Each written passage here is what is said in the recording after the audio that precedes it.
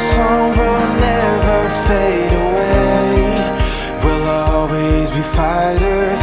I'll hold your hand till Judgment Day. We'll stand in the light as the ones. All right, we're going to talk about 7 months and what's been happening up to this point. Well, if you watched the last video, thank you for giving us an hour of your life that you'll never get back. All right, that was long. We appreciate it. Sorry that it was all in one, but like we said, we had some catching up to do. I mean, we did you a favor. It could have been longer. Yeah, actually it could have been, because the first like 2 video clips, there was no audio when we talked about the actual birth. So it could have been longer. Could have been a full featured film. So at the 7-month mark, we're a little over 7 months now, 7 months and about a week or so. Things are going well. There's so 7 months, still on the bottle, of course. She'll be on formula until 1 year of age. That's the recommended year, or the recommended age for before weaning off of formula. Still no issues with the formula. Also on to solids. At this point, she'll eat oatmeal in the morning, either oatmeal or rice cereal, just the normal Gerber type stuff. Then for vegetables, she's had peas, sweet potatoes, carrots. Yeah, so not peas, green. We gave her a little bit of peanut butter so again, we're not doctors. Talk to your pediatrician. But I did read that it's believed that if you introduce peanut butter at around 6 months of age, they're less likely to have a peanut allergen further down the road. So none of my children are allergic to peanut butter. I'm not allergic to peanut butter. As far as we know, nobody in Izzy's family is allergic to peanut butter. So, you know, we weren't that concerned with it. I did just look up like what to look for to see if, you know, because obviously my main concern was, you know, swelling to the point where she couldn't breathe. So I just wanted to look up stuff like that so that I'd have a good understanding of what to look for, and also refreshed myself on baby CPR just in case X, Y, and Z. So originally I was thinking that we'll give her peanut butter like right before her next doctor's appointment, like in the parking lot. So that way, if anything happens, she's already at the hospital. But when I was looking, her next appointment isn't until her 8-month mark. March 1st, correct. So almost 9 months. So when we read that it's really best to do it at 6 months, I was like, all right, let's go for it. So did just a little dab on a spoon just to make sure that she got some. They say, you know, within 30 minutes up to about 2 hours is when, if anything's going to happen, it would happen. So just kept an eye on her during that time. You know, close eye for that first 15-20 minutes. You can ask your pediatrician just to give them like a allergen test to see if there's any foods that they're allergic to. But some doctors won't do it unless if there's history in your family of allergies. And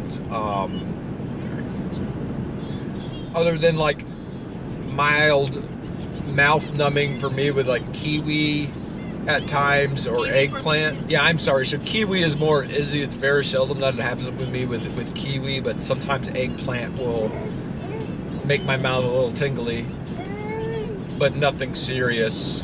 So again, just talk to your pediatrician if that's something that you're concerned about or thinking about. We personally have not tried to give her any meat, but she has had some chicken at her daycare.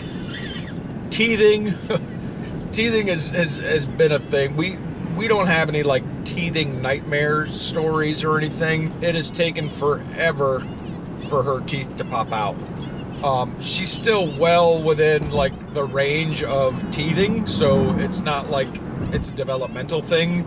They say that some kids don't even start teething till 1, so it's not that, but she has shown signs of teething for months. I think probably around, what, 4 months?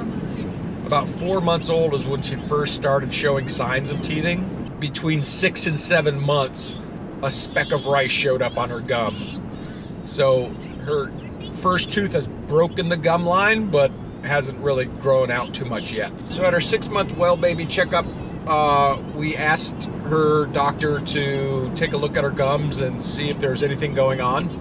And even at that point in time, they're like, oh, those things are swollen. They're gonna break through any day now. There's 4 of them that are right on the cusp of coming out. And we're like, oh, okay.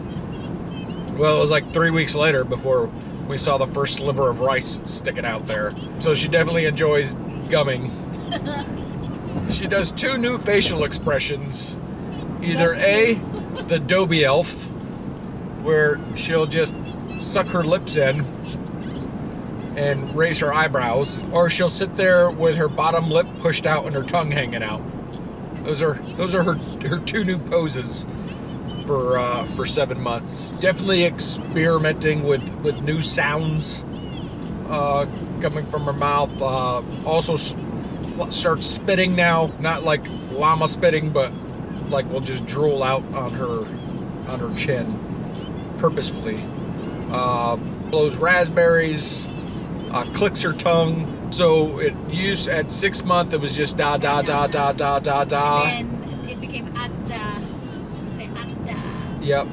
And now she adds D to things.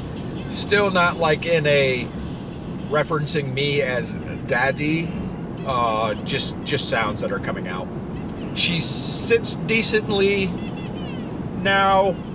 I would probably say in about 2-minute stretches she can sit unsupported. Starting to crawl. She'll definitely go up on all 4s and kind of rock back and forth. I say she's twerking. But doing that now, most of the crawling, as in the past couple of days, would be more like military low crawling. But she's starting to do a couple movements of her knees on all 4s before falling down. She can turn. As of this morning, she did a full 180. Yeah. On all 4s. So definitely getting stronger in that area. Also definitely experiencing with her lung capacity, between screeching and yelling, and she'll get this low growl yell and then it'll make her cough. So she'll just be like, rah! Hey, coughing. Definitely learning that coughing will get her attention, so she'll do that. Izzy's had about 4 or 5 days off work, so she's been napping with her a lot during the day. And we kind of saw last night that she may have started getting it like an attachment. Putting her to bed last night, normally like when it's bedtime she's out, no issues. But last night she woke up a little bit after feeding her and putting her down. Went back upstairs, laid her back down, gave her a pacifier, and was fine. Then as I walked out the door, woke up screaming. So I go back over there, rubbing her stomach, and when she fell back asleep, I sat there for a little while just to make sure that she was asleep, and she would keep opening her eyes and looking to make sure I was there and fall right back to sleep again. We're definitely got to work on that to make sure that that doesn't become a thing.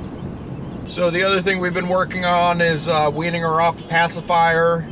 So during the day we do not give her a pacifier. We'll give her these little chew straws that she really likes, but makes a mess when she has them, because she just drools all over the place while she's chewing on them. But we've been keeping the pacifiers just to nap time and bedtime, and then once she's good there, then we'll work on no pacifier at nap time. So definitely, like in our case with her being at daycare, it's definitely something that you want to talk to your daycare providers about if your child's in daycare, so that way it's being consistent while they're at daycare too. Or else it's just going to be counterproductive. So just make sure anytime that you're trying to do a new routine with a child, make sure that if they're in the care of others, that they understand what your intentions are. As you saw in the Christmas video, Olivia did have her first Christmas. Not that we were expecting her to be super thrilled or excited or anything. We knew kind of she wasn't going to know what was going on. So obviously we take that opportunity to buy her nothing but clothes because it's something that you're going to need anyways, so might as well. With Olivia, her legs are super long. As of this morning at 7 months, she's in 12-month-old pants and a onesie too, right? The onesie was 12 months. And then her hoodie's full. So she fits in them pretty well. So just think about that, like if you're gonna get clothes as gifts or you find a sale, you know, make sure you're planning out. And also, yeah, months ahead. So, you know, on that point, you know, if it's December and you know your baby's a certain size and you're gonna buy summer clothes, think about like how quick they're growing. Last thing you want to do is stock up on a bunch of summer clothes that by the time that season comes around they're not going to fit in them anymore. So just think about those kind of things. Yeah, so with the abandonment of the pacifier now comes chewing on her fist for that baby oral fixation. But all in all, things have been good. Still sleeping through the night. Just as much as the baby is attached to us, mama is attached to the baby, still sleeps in the bedroom or in the nursery. But that's just self-paranoia about not hearing if anything goes wrong. Although we have every monitor possible. Yeah, so we have a video monitor, an audio monitor, and the owlet sock to monitor the baby. But so for a while I was sleeping in the nursery because it was kind of counterproductive when Izzy was in there to begin with, because every little movement that Olivia made would wake Izzy up.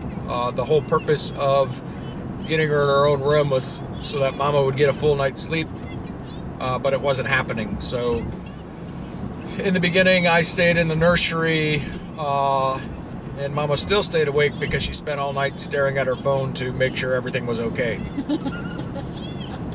So I will sleep through all the small noises and movements and stuff like that. So I stayed in there. Izzy had to wean herself off of the electronics in the middle of the night to watch her, and then eventually we made the swap. So Izzy's now in the nursery with her, and eventually, you know, maybe before Olivia's 18, she'll be comfortable enough to leave the room. Never. So we'll see.